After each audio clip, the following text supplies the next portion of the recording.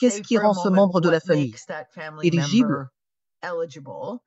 Donc, ils doivent être citoyens canadiens, résidents permanents, quelqu'un qui a plus de 18 ans, qui a fait une demande d'asile, qui a eu une demande d'asile acceptée, ou quelqu'un qui a fait une demande d'ordre humanitaire et de compassion au Canada, approuvé en principe. Il ne suffit pas d'avoir fait une demande auprès d'une agence, mais ils doivent avoir reçu une approbation de première étape de l'immigration.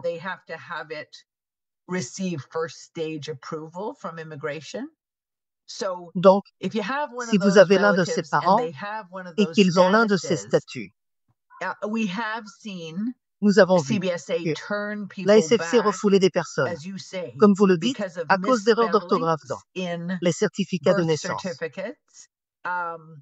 Parfois, le parent peut avoir son, vous savez, long nom Barthelone, sur l'acte de naissance d'une personne, mais le frère ou la sœur née, 10 ans plus tôt, peut l'avoir écrit comme Bar. Bref, c'est un mauvais exemple, mais vous voyez ce que je veux dire. Quelque chose comme cela qui montre une incohérence, ou toute cause de préoccupation, par le CBSA, peut entraîner un rejet à la frontière. Nous avions également constaté, en particulier pour les demandeurs haïtiens, qu'en raison du type de catastrophes naturelles, comme les tremblements de terre et les inondations, certains certificats de naissance de personnes ont pu être détruits.